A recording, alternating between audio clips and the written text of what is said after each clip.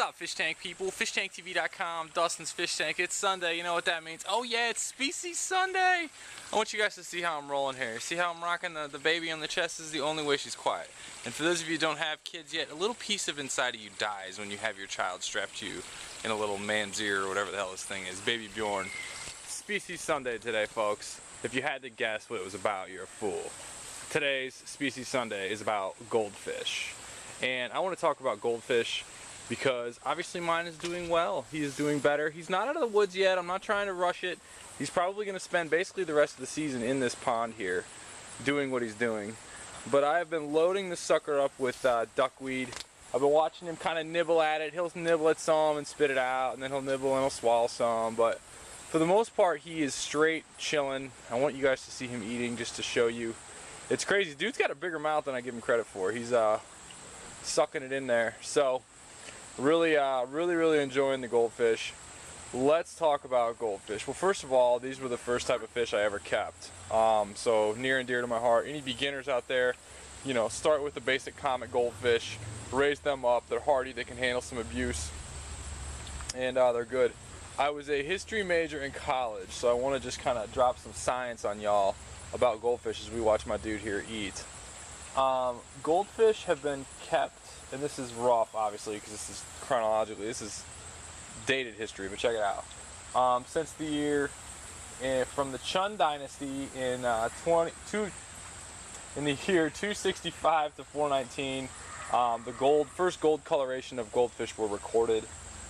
In the Tang Dynasty in the year 1600 to 907, goldfish were raised in captivity out in ponds and Buddhist monasteries. Goldfish, you know, probably established then, so they kept them out in ponds and they kind of bred them for the traits. I'm going to skip a few things. Nang Dynasty, 1100, goldfish raised in domestic ponds. White and red colorations developed. Okay, so they're breeding for these traits. 1590, the red cap is developed. 1592, globe eyes. 1596, scales, matted scales, calico coloration. Keeping of fancy goldfish. This is once done by the aristocracy, and now it's done by everyone. So I want to just think about that for a second here. In the year 1596, goldfish became kept all throughout, widespread, you know, like they are now, not just the elites in China. So very cool there. I'm going to skip down. 1611, the goldfish are first imported to Europe, into Portugal. They were imported to Japan a few years before that. They're first bred in Holland in 1728. And just to skip on to some of the morphs, the celestials were 1870. Goldfish first came to America in 1874. Orandas and tigerheads were bred in 1893, or at least recorded.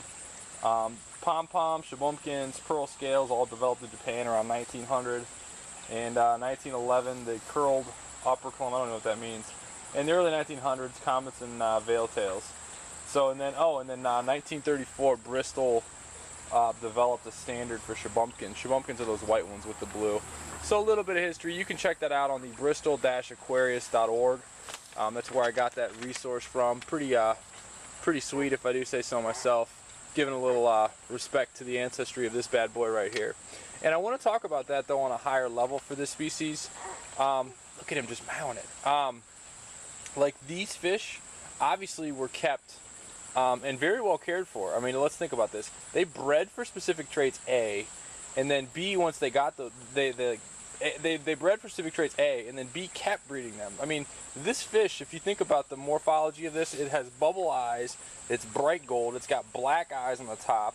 Someone actually bred this fish to be, you know, the way it is, and repeatedly. It wasn't like the first one came out with popped out eyes, you know, it went over and over and over again. So from the year 1590, what was that, 1590, I got my notes here.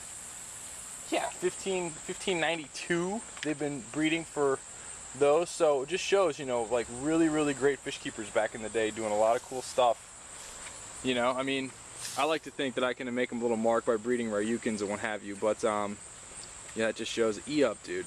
As far as keeping goldfish, they're really hardy. They prefer cold water. I'd never use a heater. Don't use a heater. They're veggie eaters for the most part, although you can feed them about anything. I was reading that people feed them Coco's Goldfish, K-O-K-O's Goldfish has a really good resource It's a very outdated looking page, but it's very, very informative.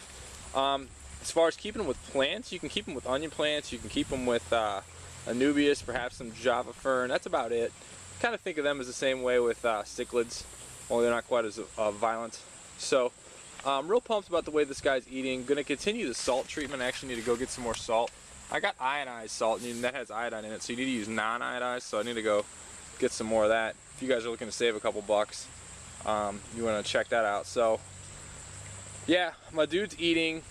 Goldfish are sweet, you know, and I mean, really, like, on a higher level, like, think about the fact that, like, goldfish, first of all, goldfish haters, buzz off, but, you know, goldfish were, like, how many aquarium techniques have been, you know, created, perfected. I mean, they were breeding for these specific traits, you know. If you've ever seen just a straight up carp, I mean, these are ancestors of them, so, you know, it's pretty wild to think about how much care went into them. And like I've said before in other videos, I'd love to just have a big pond of Ryukins or what have you. So I'm going to try to load this stupid video. This is actually being done with the flip. I appreciate everyone's feedback on there.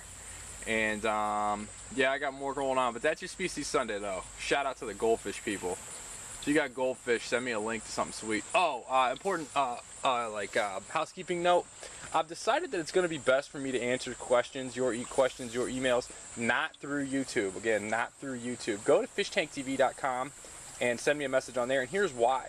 If you send me a message on YouTube, I get one. Look at him mounting. I get one of them, and then I reply to you. So then I get your reply. Well, then I don't see the entire conversation, and I read a lot of emails. So I only get like part of our conversation, and I feel stupid asking somebody when they tell me like a bunch of stuff about their aquarium, and I don't remember what they told me on the first part. So if you go to fishtanktv.com, you register most DR, send me a message on there. That's probably the best way to get in touch with me on a detailed question, just so you know, because I can read the entire conversation back and forth, back and forth, back and forth, instead of having to like dig through old emails. It's real tough. YouTube needs to tighten up, in fact, on their messaging so you can see the history of everything that was said. So if you got a detailed question, hit me up on fishtanktv.com. Driftwood video coming up as long as this one loads. Eat up, dude. You're a hero. You're a star. They've been breeding you guys since 1593. Good job.